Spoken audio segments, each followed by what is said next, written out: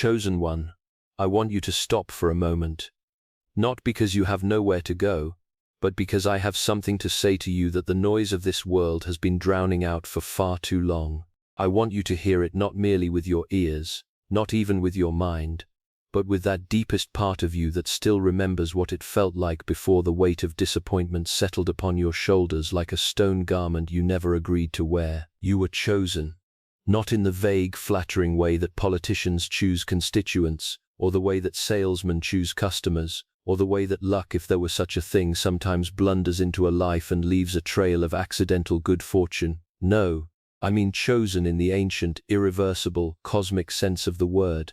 Chosen before the mountains were shaped, chosen before the first light split open the darkness and found it had no power to refuse, chosen in the kind of deliberate, knowing, unhurried way that a master craftsman selects not the easiest piece of wood, but precisely the one that will, under the right hands, become something that takes the breath away. And yet here you sit. I see you. I see the exact posture of your soul right now, the way it has curled inward at the edges like a letter left too long in the rain. I see the list you have been keeping, perhaps not on paper, but in that faithful interior ledger where every rejection has been noted, every door that closed in your face, every person who looked at what you offered and turned away. You have been tallying these things. You have been building, brick by careful brick, a monument to the evidence against yourself. And the monument has grown tall enough now that you have begun to live in its shadow, and the shadow is cold, and you have begun to mistake the cold for the climate. But I am not writing to you from the monument. I am not even looking at the monument. I am looking at you. Let me tell you something about the people who doubted you, not because they deserve your attention. They do not nearly as much as you have given them, but because I want you to understand something about the nature of doubt itself, and why the ones who doubted you were, in a very precise sense, looking at you from entirely the wrong angle. Those who doubted you were, nearly always, measuring you by the standards of what had already been done. That is what doubt does. It is a fundamentally backward-facing posture. The doubter stands with his back to the future and his face to the past, and he measures what he sees in front of him, which is only the accumulation of completed things, and he compares you to those completed things, and you do not yet look like a completed thing, and so he concludes you are not a thing worth completing. But that is not how I see. I do not see backward. I see all of it at once, the seed and the oak, the wound and the scar, the stumbling and the stride. And what I see when I look at you is not what you have managed to assemble out of the broken materials of your past. What I see is what you are becoming.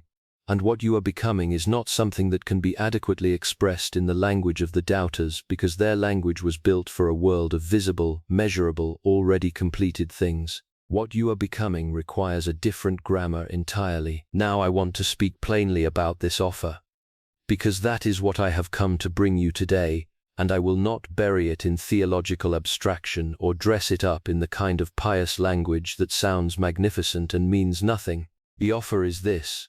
I am about to do something in your life that will make the people who dismissed you go quiet.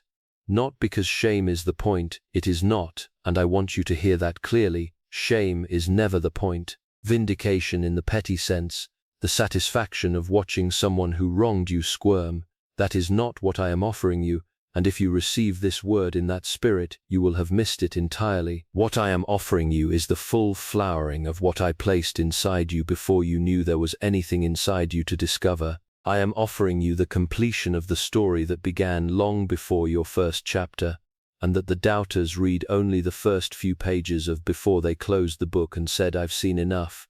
I am coming to show them, and more importantly to show you, what the rest of the story says. You must understand something about how I work, because this is where many of my children go wrong, and they go wrong not out of wickedness but out of a very understandable impatience. I do not work the way the world works. The world produces things quickly and discards them quickly, and the cycle spins faster and faster until there is a kind of nausea to it, a dizzying production line of experiences and products and people and platforms, each one new enough to demand attention and shallow enough to be forgotten by Tuesday. I do not work in that mode. I work in the mode of the deep things. I work in the mode of the root system, which may go down 10 years before the tree above it does anything dramatic enough to be noticed. I work in the mode of the gestation, which has its own calendar, its own rhythms, its own absolute refusal to be hurried by anyone's schedule, no matter how sincerely they pray about it. And so the years that felt like loss, I want you to hear me say this directly, they were not lost. Not one of them. The years you spent wondering if anything was happening, the years that looked from the outside, and sometimes from the inside, like failure, those were the years when the root system was going down. Those were the years of formation, and formation is not exciting. Formation is often painful, and it is nearly always invisible, and there is almost no language available for the person who is in the middle of it to describe what is happening, because what is happening in the dark, below the surface, in the unseen places, and the only evidence is a kind of stubborn persistence that even the person themselves cannot fully explain. But I was there, in every single one of those years, in every single one of those moments when you asked where I was and heard nothing back but the echo of your own question. I was there, not watching from a distance, not standing aside to see what you would do. There, in the way that the warmth is in the earth, invisible but real, present to every root that is doing its patient work in the darkness. Now comes the offer, now comes the turning, and I want you to understand why it will shock the people who doubted you, because the reason is not what you might expect. It will not shock them because you will have proven them wrong in the most obvious and trumpeting way. It will shock them because the thing I am about to do in your life will not look like what they were expecting. They were expecting, if they expected anything at all, that you might, with great effort and some luck, manage to achieve something along the lines of what they considered achievable. They had a category for you, a modest category, a category with a low ceiling, and they will be shocked because I am not working within their category. I never was. The offer that comes to you now is sized not by what the doubters thought you deserved, not even by what you thought you deserved in your most hopeful moments, but by the measurement of my own character. And my character is not cautious. My character is not restrained by what seems possible from the vantage point of human calculation. When I open my hand to give, I give in a way that makes the finest human generosity look like a man counting out pennies beside a waterfall. The waterfall is not showing off. The waterfall is simply doing what it does, and I am simply doing what I do. So let me be specific, because I think you need specifics right now. You have been praying about certain things. You have not always prayed with the full confidence that anything would come of it, but you have prayed, and the prayers have been real, and they have been heard, and not one of them has been misplaced or misfiled or forgotten. The thing you have been quietly hoping for, the thing you barely dared name even in the privacy of your own heart because it felt too large or too unlikely or somehow presumptuous to want, that is precisely the thing I have been preparing, because I know what I put in you. I know what you were built for. And I know that the longing itself, that ache for something more than what has been, was not an accident. I put it there. I do not place longings in my children in order to disappoint them. I place longings there because longings are maps. They point toward the territory I intend for you to inhabit. And now I want to address those who have doubted you directly, not to condemn them. That is not my posture, and I do not want it to be yours, but to explain something about them that may help you carry less bitterness. The people who doubted you were, most of them, not villains. They were not in a conspiracy against you. They were simply limited. They were seeing through the small window of their own understanding, and what they could see through that window was not enough to encompass what you are and what you carry. This is not their fault. It is simply the nature of the window. A window is not the whole wall. The whole wall is not the whole room. The whole room is not the whole house. And the house is not the country, and the country is not the world, and the world is not what I see when I look at you. What I see when I look at you is the full scope of it. And the full scope of it is magnificent. Not in the way that a man is magnificent when he polishes up the surface of himself and presents it to the world. Magnificent in the way that a thing is magnificent when it is fully and finally what it was always meant to be. When the purpose and the person and the moment all arrive at the same place at the same time, that convergence is coming for you. That is the offer. That is the thing I am putting before you today with both hands open. But I need to say something that may be difficult to hear, and I ask you to receive it in the spirit in which it is given, which is the spirit of a love that is far too serious about you to only tell you the comfortable things. There is something you have been carrying that will need to be set down before you can walk fully into what I have prepared. It is not a sin in the dramatic sense. It is more like a habit of thought, a reflex that has been with you so long you no longer notice it. It is the reflex of agreement with the doubters. Every time a door closes, there is a voice in you that says, maybe they were right. Every time something does not work out on the timeline you had hoped for, the voice says, maybe I was fooling myself. Every time the gap between where you are and where you believed you were going seems to widen rather than narrow, the voice says, maybe I should lower my expectations, maybe I should take the smaller thing, maybe the bigger thing was never really for me. That voice is not my voice. I need you to know that with complete clarity. That voice has borrowed some of my language. It can sound very reasonable, it can even sound humble, but it is not my voice, and its counsel is not my counsel. My counsel is the burning bush that will not reduce to ash. My counsel is the still small voice that comes after the earthquake and the fire and says, I am here, and I am not finished, and neither are you. I want you to practice, beginning today, the discipline of refusing that voice, not by pretending it is not there. I do not ask you to pretend anything. I have no interest in your performance, but by choosing, deliberately and repeatedly, to regard it as what it is, a report from the past trying to override the intelligence I have given you about the future.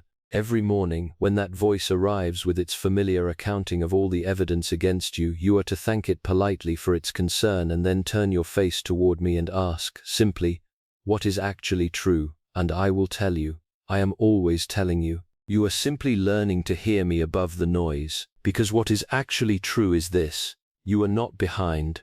I know that the comparison machinery of this world has been running constantly, generating readouts about all the places others seem to be further along than you are, all the evidence that your peers have moved on and moved up while you have stayed in what feels like the same place. I know that the machinery is persuasive, but the machinery is measuring the wrong things. It is measuring visible external position, which is the least interesting thing about a human being and the thing least correlated with what I am actually doing in a life. What I am actually doing in your life cannot be measured by those instruments.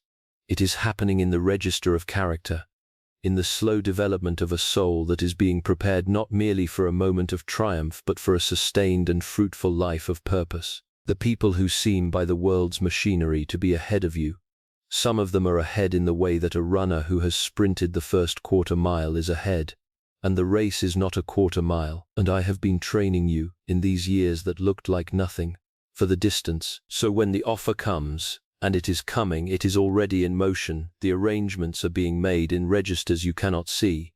I want you to be ready to receive it without the flinching, without the instinct to immediately minimize it or explain it away or hold it at arm's length because some part of you still believes you do not deserve it. You deserve it in precisely the way a son or daughter deserves the inheritance of a good parent, not because they have earned it through perfect performance, but because it belongs to them by virtue of who they are and whose they are. You are mine, the inheritance is yours. This is not a transaction, it is a family matter, and when the people who doubted you see what happens, I ask you for one thing: not revenge, not even the pleasure of saying, I told you so, though I understand the temptation. I made your humanity, I am not surprised by it. What I ask is that when the moment comes, you give the credit in the right direction, not to your own resilience, though your resilience has been remarkable, not to the teachers and mentors who helped along the way, though gratitude for them is appropriate, but to me, because I want the story of your life to be a signpost, and I want the signpost to point somewhere useful. I want people who are where you have been, sitting in the shadow of their own monument to evidence against themselves, to look at what happened to you and think, if that is true for them, then perhaps it is possible for me. You are not just a story for your own sake. You have never been. The gifts I placed in you were placed there with a full understanding of everyone you would ever influence. The reach of your life exceeds what you can calculate, and a great deal of that reach is still ahead of you, in rooms you have not yet entered, in conversations you have not yet had, in lives you have not yet touched. The offer I am extending to you today is not a private transaction. It is a public declaration written in the events of your life, readable by everyone who has been watching, that what I start, I finish, that what I choose, I keep, that what I invest in bears fruit, that I am not mocked by the doubters, and neither, ultimately, are those in whom I have placed my hand. My child, the hour is not too late. I know that is one of the great fears, that you have somehow missed the window, that the time has passed, that the offer expired while you were busy doubting yourself. But I do not work in expiring windows. I work in purposes that are as durable as I am, which is to say, perfectly durable, imperishable, immune to the erosion of time or circumstance or the accumulated weight of disappointment. The window is not closed. The window is in fact open wider than it has ever been, because you are ready now in a way you were not ready before. The years of formation were not a delay, they were a preparation, and the preparation has done its work. You are not who you were when the journey began, and the person you are now is exactly the person needed for what comes next. I am saying plainly and without reservation, get ready. Not by straining or manufacturing or working yourself into a performance. Get ready the way the earth gets ready for the spring, by simply remaining open, by keeping the ground of your heart turned over and soft and available, by refusing to allow the frost of bitterness or the hardness of cynicism to seal you off from what I am about to plant. Get ready by believing, even now, before the visible evidence arrives, that I am who I say I am and that I do what I say I will do. This is the offer: fullness of life, fullness of purpose, the complete arrival of what was promised. Not some reduced version negotiated down by your fears or the doubter's expectations.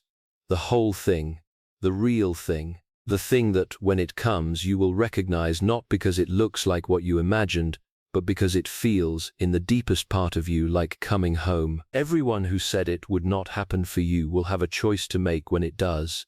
Some of them will expand to receive the surprise, and they will be better for it, and you are to receive them graciously. Some of them will not, and that will be their poverty to carry, not yours to fix. You are responsible for your own astonishment, and the astonishment that is coming is going to require all of you.